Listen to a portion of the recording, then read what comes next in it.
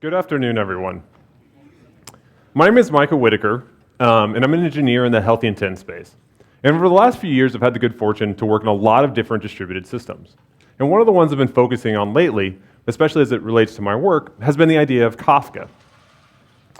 And a lot of times, I'll spend time working with teams trying to figure out their use cases. And the start of the conversation starts out with, Kafka, that's a message queue, right? And the answer is, kinda. It definitely can satisfy the use cases and needs of similar queuing infrastructure, but I often launch into a series of questions asking them, how do you do this, or how are you planning on handling this, and this? That kind of breaks the idea of what a simple queue is in their mind into what they actually needs to do to make sure Kafka is efficient and solves all of their needs, and to make sure it's the right definition and the right use and tool for the job. And so if we look kind of at a normal message queue, the components are very much the same. So there is an overlap between Kafka and a message queue. You have the producers who are responsible for generating the messages, sending it to the queue for the consumer. Sometimes in some different queuing mechanisms that the producer actually knows who the consumer is, sending the message directly to them, kind of as a point-to-point. Sometimes queuing infrastructure will actually abstract that away. The queue then holds the message, making it available for the consumer. And when the consumer kind of pulls that message, it then can be released. Even if you look at something like Amazon's simple queuing system, or SQS, its three basic operations are create, get, and delete. It satisfies this. You can get into more complicated mechanisms of queuing. You can do things where you have multiple different consumers making them available. And so usually you're trying to abstract all that complicated routing away from the producer. You have something that's known as an exchange, so the queuing system is having to deal with it. It knows about all the consumers that are interested and routes it over to them, make it available, and they can consume in different paths. Some queuing infrastructure is smart enough to actually kind of put back pressure in place to say, hey, the consumer's not taking your messages as fast as you want. You need to actually stop sending them. And not all queues are the same. There's a lot of different queues out there. If you look at most of cloud providers at systems like even Amazon, there's probably at least 4 to 6 different queuing systems you can choose between. Each one has a different intent and a different job and a different sort of characteristics depending on what you're trying to actually solve. Kafka is one of those managed services that you can pretty much get from any cloud provider as well, or some variation of it. But it's not quite truly a queue. It definitely can be used and manipulated and act like one, but it's really what's known as a distributed commit log. Its goal is to let you durably store messages as opposed to some queuing infrastructure focuses on things like transient messages. But you want to distribute and handle lots of messages for lots of different consumers with absolutely or minimal amount of coordination between the producer and the consumer.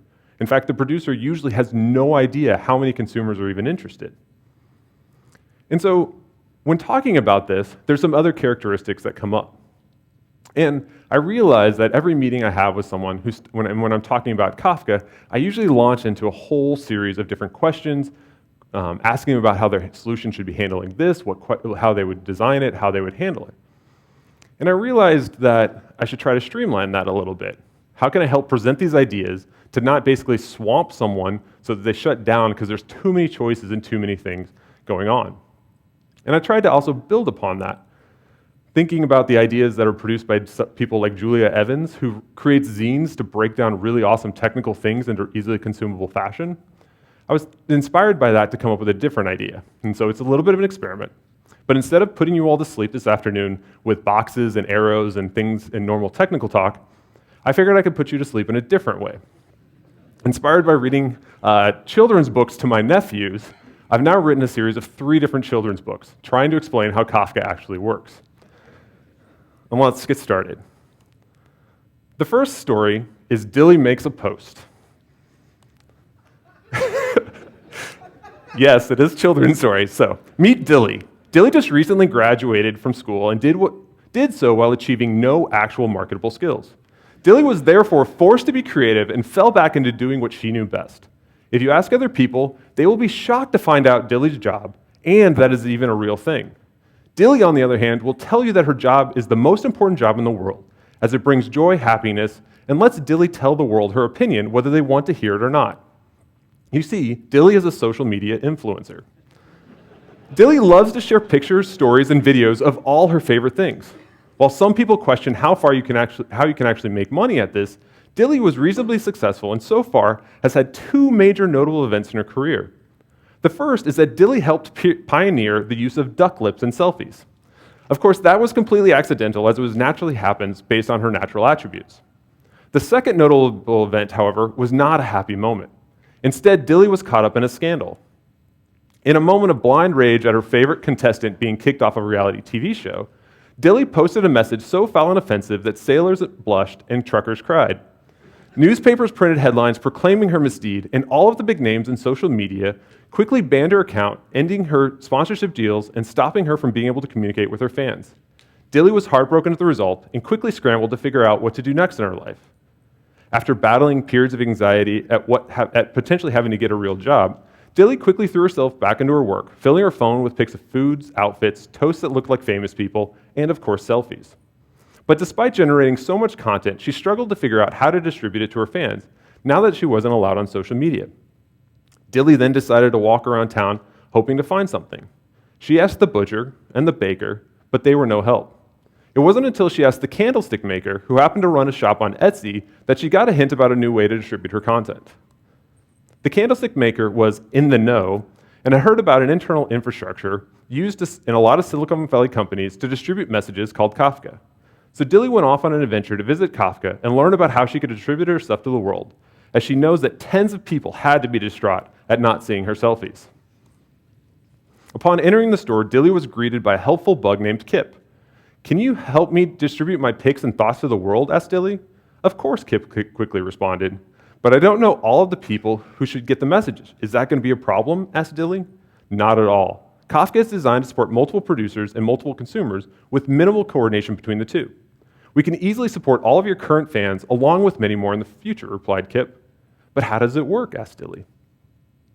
As Kip is excited about Kafka, he eagerly jumps right into explaining how the system worked. Well, Kafka is made up of a cluster of brokers, which are used to store all the data, manage the flood of messages coming from important producers like you, and answering requests from interested consumers. To get started, the first thing we need to do is help connect you to the cluster. You don't need to know all the brokers in the cluster, but instead just a few, and they will then help connect you to the rest of the cluster. Kip was so excited, he did not even realize that Dilly had begun to zone out and look at shiny objects around the room. Kip continued to explain, "For your fans to see your posts, you need to create a topic that they can subscribe to. The topic name is important, as it can't be changed, and if you ever do try and change it, your fans will stop receiving your messages." "I have the best idea for a topic name," Dilly exclaimed, and quickly wrote it down on the form. "Now can I send my messages?" asked Dilly. "Not quite yet," responded Kip. "Kafka is going to store all your messages, but there are some limitations for how many messages we can store, since we physically have to put them somewhere. We have various containers like this one, and we have bigger ones yet, but the rule is the container cannot be bigger than our building. Are you going to send lots of messages?" asked Kip. "Not too many, just like 20,000 per second, answered Dilly. "Oh boy, that's quite a lot of messages. It would be best to split them up into smaller groups called partitions, so that instead of having one really big container, we have smaller ones that more easily fit inside of the building," suggested Kip. Splitting up the messages into partitions means we don't have to worry about ever filling up a single broker's. Kip said cheerfully, not realizing that Dilly had started to ignore him and was practicing selfie poses. "Are their messages important?" asked Kip. Dilly immediately snapped at his attention and answered, "Oh, they're super important. Without these messages, my fans will not know about the hot new trends in fashion, the newest places to go eat, and worst of all, without my posts, they might start to think for themselves, forming their own opinions without me telling them if they like it or something or not." Okay. "Well, we'll take every precaution to secure and protect our facilities, but in the case of accidents and failures, any messages on that broker, when it fails, will be lost," responded Kip. "That is not acceptable," responded Dilly, who quickly turned ready to storm out. Wait, exclaimed Kip. "Let me finish. We have ways of handling those failures as well, called replicas. Kafka allows you to configure replicas on each partition that will be stored at a different broker. This way, if we lose a broker, we'll be able to recover the messages from a different location. Additionally, to prevent data loss in the event of a failure, we can set default configuration that will enforce that a message must be committed to a certain number of replicas," said Kip, in a rush to calm Dilly down. "That sounds great. Let's do it," said Dilly. Kip quickly readied the paperwork based off the information provided by Dilly and submitted the request to the Kafka to create the topics. Now, the request took some time to complete as it required coordination among the brokers, but eventually Kip was able to tell Dilly that her order had been completed. "Can I send a post now?" questioned Dilly, and a very patient Kip responded, "Not quite yet." Kip realized that Dilly was on the verge of losing interest and quickly started explaining that Dilly had to decide how the post should be organized among the different partitions. "Depending on the message and its key, you can choose which partition will receive the post," explained Kip. "Well, how do I choose?" asked Dilly. "Well, it depends. The ordering of your post is only guaranteed inside of a single partition. So if that is important, then you need to make sure that similar posts get sent to the same partition to preserve ordering. Otherwise, you could decide to send posts with similar content like food to one partition, or posts with the same hashtags to another. The goal is to distribute the posts across each partition evenly so that one does not become lopsided while the others do not do any work." Upon finishing the explanation, Kip was greeted with a blank stare from Dilly and just decided, "How about we randomly distribute the messages across the partitions?" "Whatever," answered Dilly. "To be able to send the messages, we need to be able to break them down into smaller pieces for more efficient transmission and storage," continued Kip. "You're going to destroy my post before and exploding them into lots of little pieces?" screeched Dilly. No, not destroy. We'll be able to reconstruct your posts easily. We just need to be able to transmit them," said Kip, hoping to avoid a tantrum. "Now that we know how to direct your messages and know how to break them down for transmission, we need to talk about what sort of guarantees you need on committing the messages to the brokers. There are lots of options, but some are more costly than others." "The first delivery option provides the least guarantees, but the fastest service," said Kip. "You simply drop off your message here with us and then continue with your other activities for the day. We'll do whatever we can to transmit the message to the broker, but there's no guarantees, and if you come in on Tuesday, that's when my brother Gary is working, and the message might end up in the trash because he's kind of scatterbrained." The next delivery option takes a little bit longer, but provides the guarantee that the message gets committed to a single broker. You'll need to wait in the store for a bit longer for the acknowledgement to come back, but you won't have to wait too long. However, if something were to happen to the broker before the message could get replicated to the other brokers, then it will be lost and you won't even know it. The last option for sending a message is to require the message to be committed to each of the replicas that are in sync. So the message gets written to the leader, and then it waits until each of the replicas has pulled the messages before it tells you that the message was successful. You'll need to wait in the store for that acknowledgement, but don't worry, it is usually very fast. And we also have a nice seating area and a coffee bar for you to enjoy while you wait," finished Kip. After completing the explanation of all the options, Kip realized that Dilly was completely zoned out and just went with the highest guarantees of all, simply to avoid getting yelled at by Dilly later if a message got lost. Kip quickly finished the next set of paperwork for Dilly and said, "Now we are ready for you to send your message." Dilly became super excited and giddy with anticipation and quickly started scanning through photos on her phone, trying to figure out what she wanted to send. Deciding that none of the thousands of pictures on her phone would do, she quickly snapped a new pic on her phone with her selfie stick, knocking lots of expensive merchandise off the shelf and almost hitting Kip in the head. Dilly quickly figured out the right key for the message, using her favorite hashtag, and selecting the right filter for the selfie. Dilly quickly bundled up the key and message into an easily consumable message that could be sent to Kafka. Kip gleefully took the message as this was his first business of the day and gave Dilly back a receipt for her to use to track to make sure the message got sent successfully and committed to the cluster. "When does the message get sent?" asked Dilly. "That depends," answered Kip. "We're all about efficiency here at Kafka, so we do not actually send each message individually by itself. Instead, we bundle lots of messages together in a batch. Each batch is intended to go to a single partition and therefore only to a single broker. If you send lots of posts that go lots of different partitions, they could end up going to lots of different brokers in the cluster. Since you might be sending lots of messages very quickly, we'll hold the batch for a certain amount of time. However, we don't want that batch to get too heavy, so we do set a maximum size. If the batch fills up or we get past our wait time, we'll send that batch to the broker." "What happens if a message is bigger than the batch?" asked Dilly. "Well, in that case, we'll just start sending the message directly to the broker, and hopefully it's not bigger than the broker's maximum message size, as then the message will fail." Kip continues, "As mentioned, we're all about efficiency here at Kafka, so besides batching our messages up, we'll also support compression. In this case, we compress the entire batch for efficient transmission, and assuming lots of your posts are similar, we'll be able to save a lot of space on storage. So, is compression like Spanx? Asked Dilly. It was now Kip's turn to give a blank stare. What if I want to force all my messages to get sent at once? Asked Dilly. We have that option to let you control when messages leave the store and get sent to the brokers, but try not to abuse this option too much. Failing to utilize the efficiencies of batching and compression means that things can slow down from a higher number of requests, inefficiency of storage, and more of your time spent waiting around the store instead of being out there creating posts, offered Kip. While Kip was busy explaining the concepts of compression and batching, Dilly's first post to Kafka was completed and successful. Dilly was so excited and quickly ran off to find more things to post and rebuild her social media empire. Before she left, however, she quickly proclaimed that Kip was her new BFF and solidified it by making a post declaring it so. Kip wasn't sure how to feel about it, but was happy to set up a brand new producer and was happy to go along with it, and to finally get Dilly out of the store.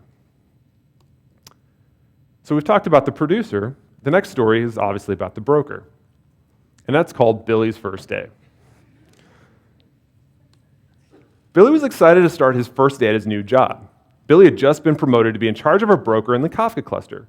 Billy knew it was going to be a lot of responsibility and spent all night reading the manual to make sure he was prepared. Billy knew that the broker was a very important component of the Kafka cluster. Therefore, to start the day, he quickly created a to-do list of all the activities and tasks he had to make sure were getting completed. He knew that if any of them fell behind or started to fail, his broker would start to fall apart and the important messages being produced and distributed would be delayed or worse, lost. Billy knew that the most important task for that broker was being a leader for its assigned partitions. Billy wanted to make sure he was doing his fair share and wasn't letting down the rest of the cluster. Looking up all the partitions with his broker ID as the leader, Billy quickly took an inventory of all the partitions for which that broker was responsible. As the manager of the broker, Billy didn't have time to perform all the leader responsibilities himself. Instead, he knew he had to delegate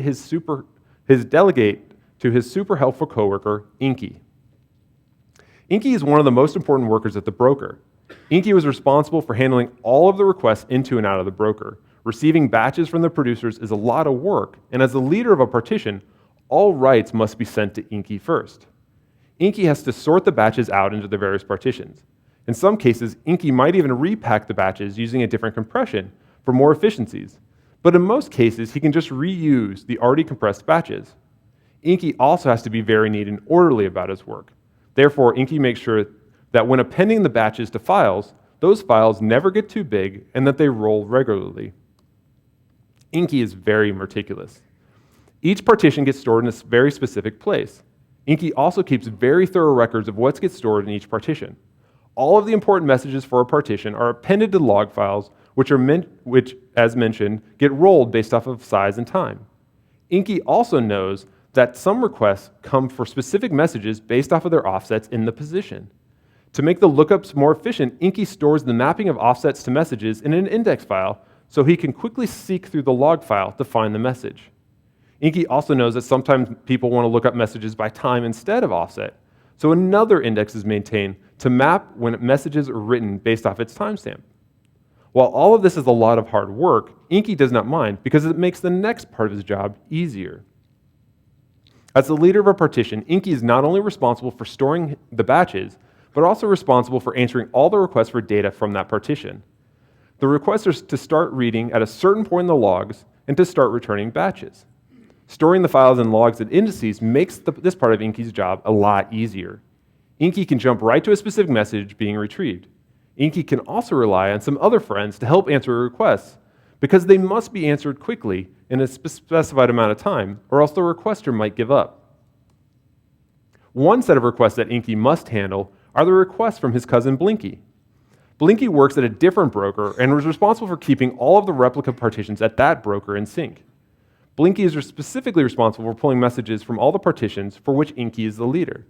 If there's too much work for Blinky to do and he can't keep up, then more replica fetchers can be used to distribute the work. Just like Inky must be really fast about his work, Blinky has to be really fast as well. To support the delivery of guarantees of messages being committed to multiple brokers, Blinky must pull the message and store them within a specified amount of time to be considered in sync. Once Blinky has pulled a batch of messages and successfully stored the messages it sends, and successfully stored the message, it sends a message back to Inky, letting him know that the replica is all caught up. Inky is very grateful for the message, because then he can communicate to the message producer that the requirements of the message being delivered has been satisfied, making a very happy customer.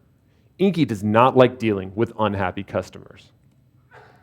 After observing Inky was being hard at work and seeing that everything was flowing smoothly, Billy was excited to check one thing off his list.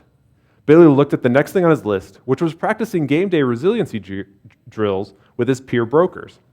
This is an important task because Billy with a large Kafka cluster, there's always an opportunity for failures to occur, and Billy does not want anything to affect Kafka's ability to receive and deliver messages.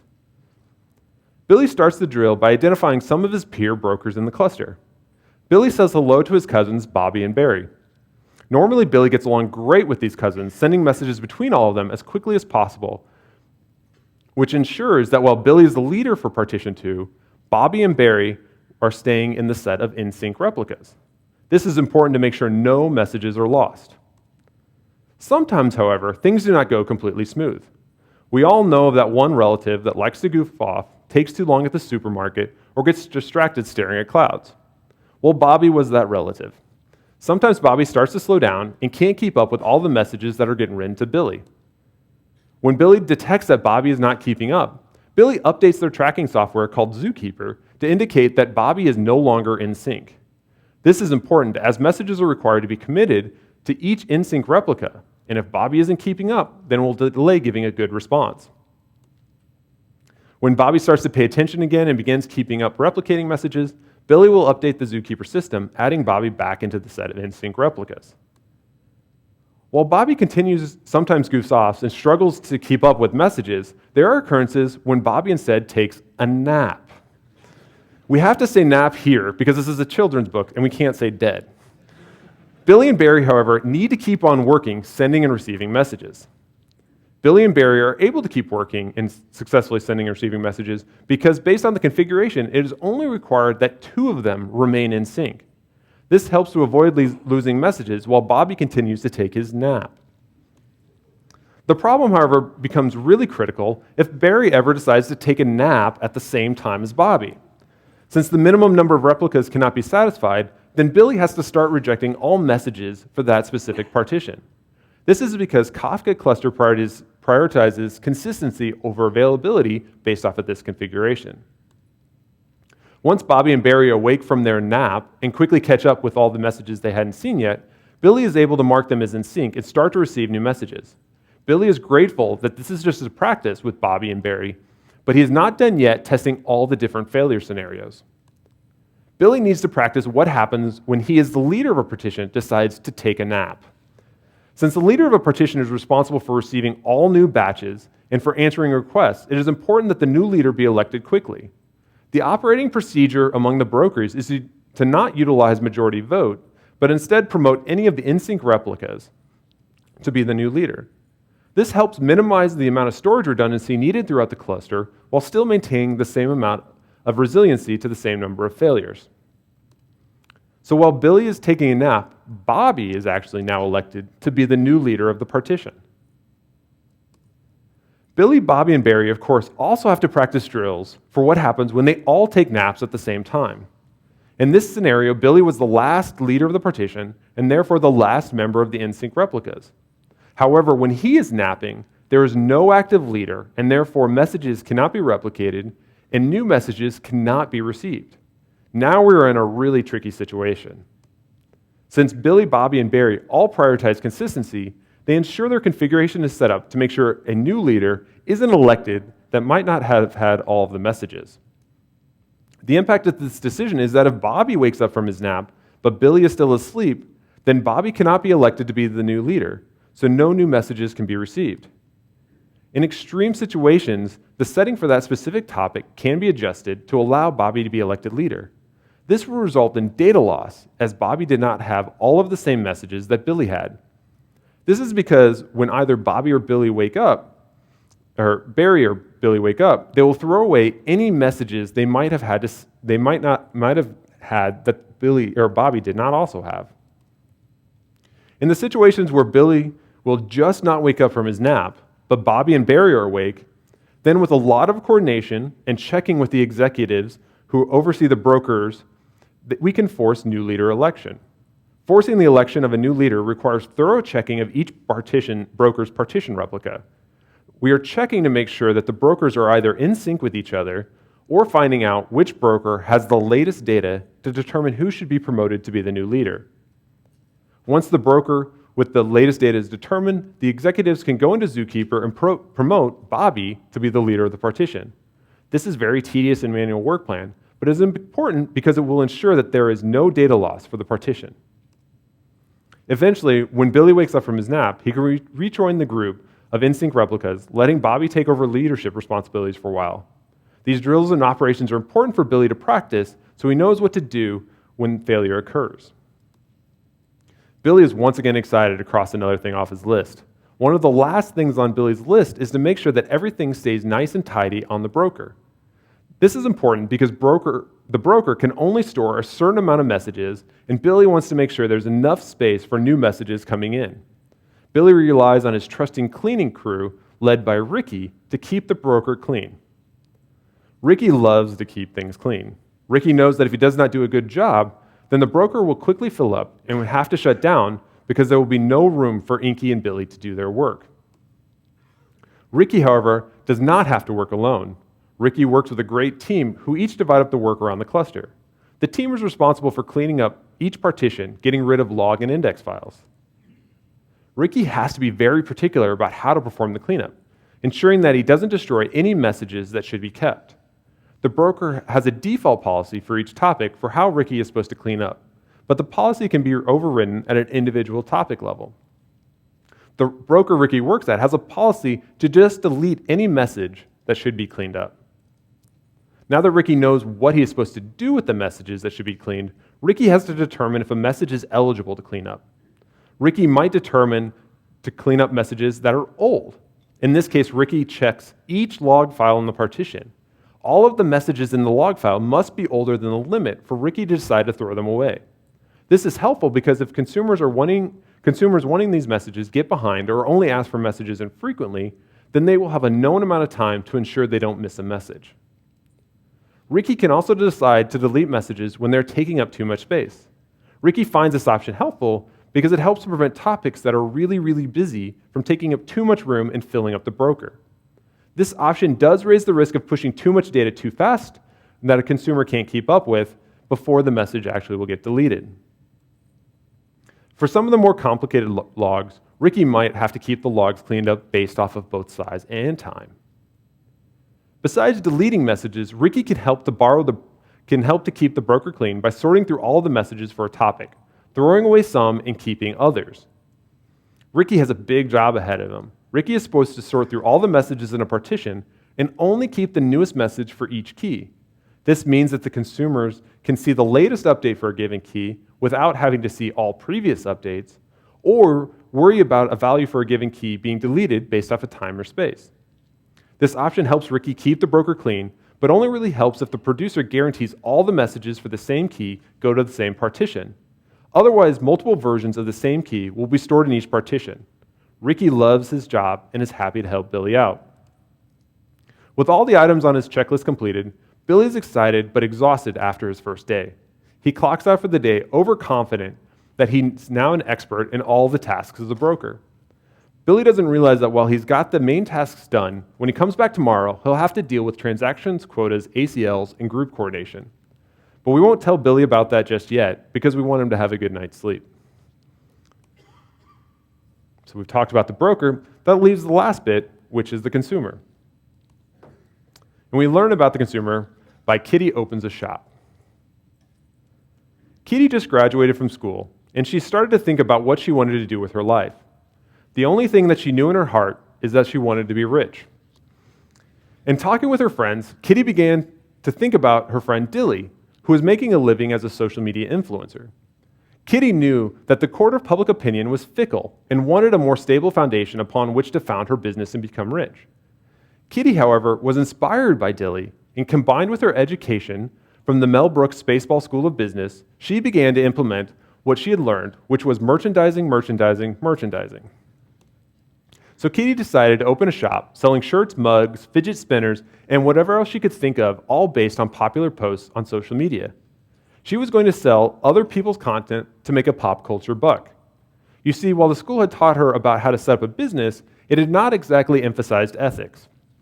Kitty quickly found the distribution center behind the social media posts and started to subscribe to their messages.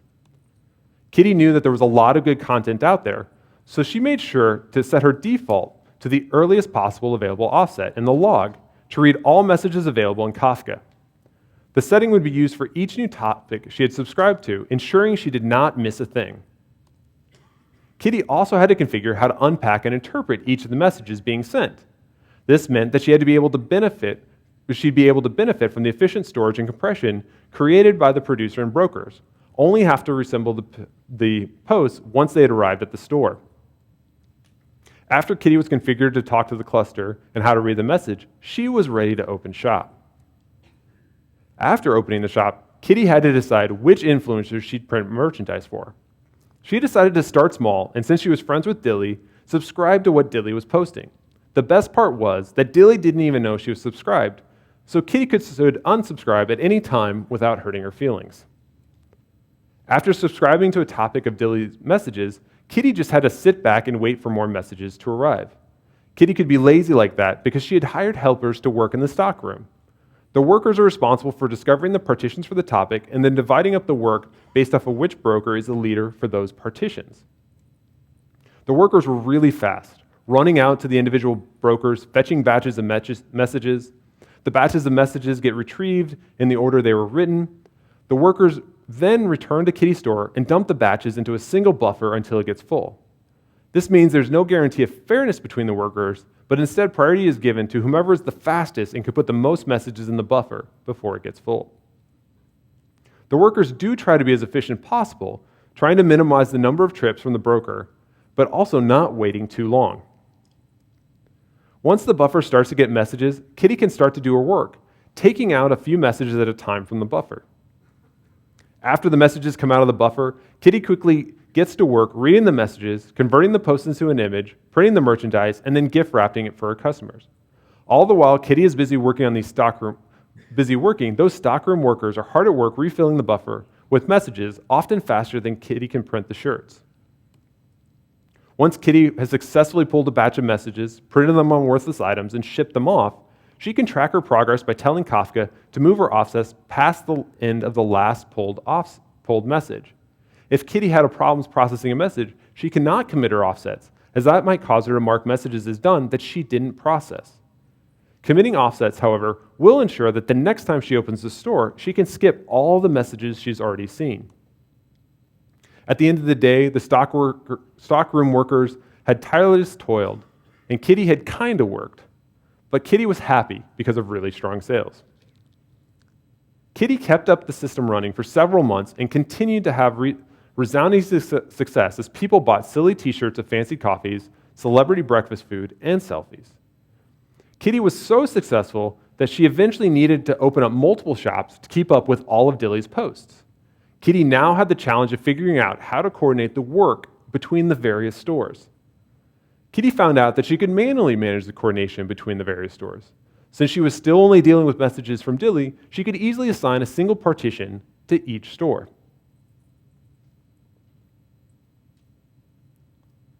Each store now only had to employ a single stockroom worker, as it only needed to process a single partition. This meant each partition got processed more fairly, as it had no competition for filling the buffer. Kitty loved that she was seeing the money starting to roll in even faster as the three stores were able to keep up with the large influx of Dilly's posts. Kitty, however, hit a problem when one of her stores had an infestation of lice. It was going to be weeks before Kitty was going to be able to get into the store to determine what messages it was currently processing and which messages it had successfully shipped. The only thing Kitty knew was that no more messages for that partition were being processed, and she was leaving money on the table. Kitty thought about it and knew how to reassign the partitions to a different store. But Kitty was worried about what might happen when she had even more partitions to manage and more stores. Kitty also didn't want to deal with micromanaging this situation and was instead hoping to sit by the pool counting her fat dough. Kitty discovered that there was a premium feature provided by Kafka, which was known as group coordination. If all her stores subscribed to Kafka with the same group ID, a Kafka broker could be elected coordinator for that group and be responsible for telling each store which partition it was responsible for consuming. Kitty could specify the rules for assigning it if she wished as well. The best part of this strategy was it would work no matter what for when Kitty started to subscribe to more topics and she opened more stores. The only restriction was Kitty could not have more stores than partitions because then her stores would be bored with no work. So each store opens and connects to the broker. Kafka determines the size of the group and the number of partitions, and it starts to assign out the work. Each store gets assigned its partition and can start to begin working without any needed oversight of Kitty. Now, when a store closes due to an infestation, Kafka can detect that the store is closed and reassign the work to a different member in the group. The broker determines that the store is open by ensuring the store is regularly communicating and asking for new messages. If the broker doesn't hear from the store, it's determined that it's closed. The solution even works for when Kitty improperly trains her employees on how to safely handle fireworks at a grand opening and the store catches fire. The partition assignment will fall back to the last consumer in the group, ensuring the continuity of business without Kitty or the consumers even knowing. Kitty realized there might be some duplicate t-shirts printed as the messages might be dual processed, but she was okay with that because she could recoup the profits at a summer clearance sale. Then when the lights are cleaned up and the store reopens, the work will be reassigned back to the store. Also, when the store is rebuilt from the fire damage, that work will be reassigned as well, and everything returns to normal and peak operating efficiency. Kitty is now super excited.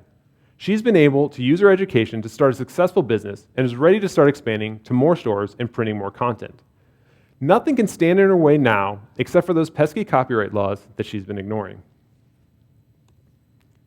So hopefully through those series of stories, you've got an idea of how Kafka works, what it's prioritizing, how it's built to handle multiple different consumers and durable storage as well. And while I did mention, it does have overlap in functionality to satisfy a lot of different queuing needs, it also is kind of a bigger beast to worry about than necessarily the simple ones you might get off the shelf. So with that, I'd like to thank everyone for their time. Note that all the books will be available at your nearest bookseller. Also note that look for additional books that are going to be coming soon, like Sparky the Eel Distributes Processing, Flink the Squirrel Floats Downstream, and Ozzy the Orca Learns NoSQL. So here's some references for everything I talked about. It goes in way better detail. There's also some really smart people in the room who work with me on Kafka. Most of them decided to sit up here, so come bug them if you have questions as well. And I'd like to thank everyone for their time, and please leave some feedback in the app. Thank you.